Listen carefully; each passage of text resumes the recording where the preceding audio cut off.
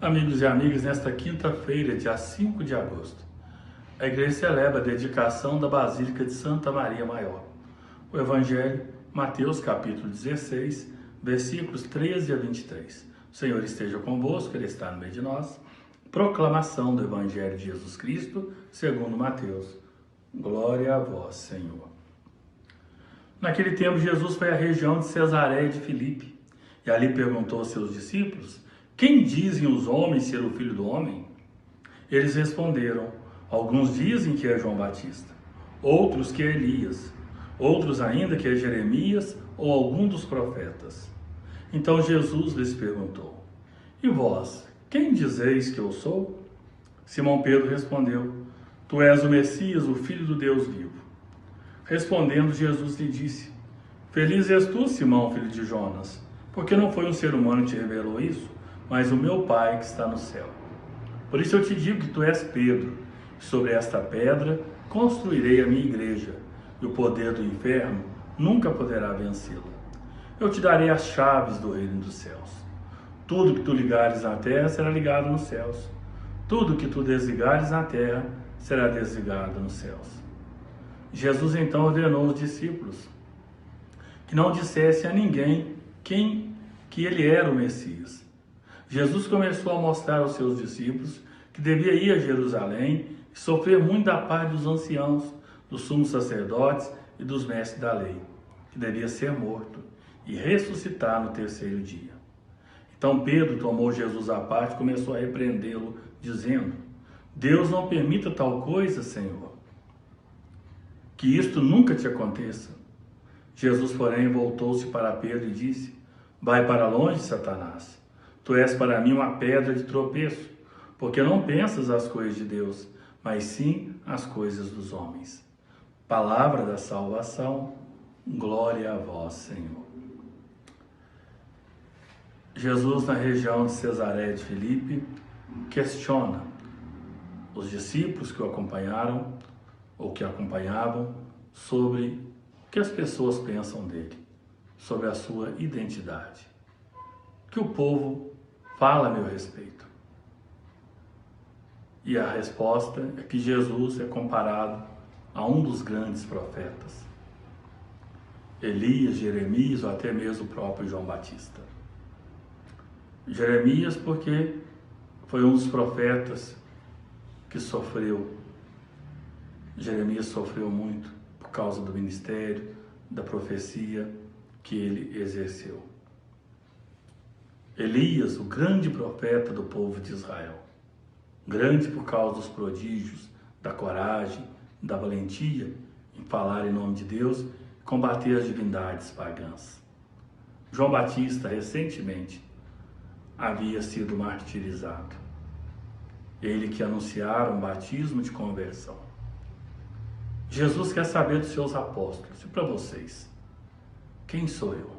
Pedro responde que Jesus é o Filho do Deus vivo, é o Messias, é o Cristo, é aquele que era esperado, segundo a grande expectativa que havia no meio do povo, da vinda e da chegada do Messias. Ao perceber a resposta acertada de Pedro, também por conhecer Pedro, por saber o que passava no coração e a bondade daquele homem, Jesus lhe confere uma missão. Diz que a partir daquele momento seu nome será mudado para Cefas, rocha, Pedro, pedra, e sobre a rocha da fé de Pedro e dos outros apóstolos, Jesus iria construir ou constituir a sua igreja. Os poderes do inferno não iriam prevalecer sobre a sua igreja. Mas é interessante, logo depois de confiar essa missão a Pedro, e através de Pedro, seus sucessores, cada papa que nós temos na nossa igreja católica, Jesus faz um anúncio do que vai acontecer com ele, sua paixão, morte e ressurreição.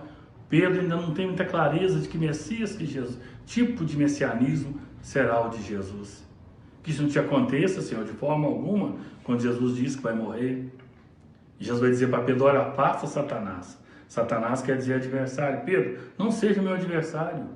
Não pensa as coisas dos homens, mas pensa como Deus. Ou seja, há um sentido maior em tudo aquilo que vai acontecer com Jesus. Há uma causa muito mais profunda que Pedro e os outros discípulos não eram capazes de compreender ainda naquele momento, mais tarde compreenderão. Amigos e amigas, a atitude de Pedro se parece muitas vezes com a nossa atitude.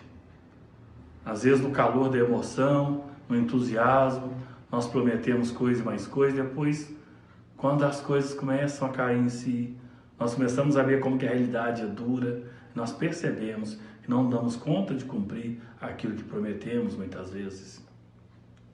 E ainda, quando é apresentada uma proposta diferente, uma proposta nova, que vai exigir renúncia, separação, nós muitas vezes também temos dificuldade de acolher, de aceitar essa nova proposta, como Pedro e os outros discípulos tiveram, quando Jesus anunciou sua paixão, morte. Portanto, a nossa fé em Jesus, sabendo, tendo clareza quem é Jesus para nós, essa fé vai nos dar um suporte para que nós sejamos capazes de suportar tantas adversidades na nossa vida e continuar no nosso caminho. Pois há uma meta a ser alcançada por cada um de nós. E essa meta é cada um que vai alcançar. Ninguém vai alcançar por nós. É a proposta que Deus faz para cada um. A proposta da nossa história existencial. A Basílica de Santa Maria Maior, consagrada em honra de Nossa Senhora, proclama a maternidade de Maria.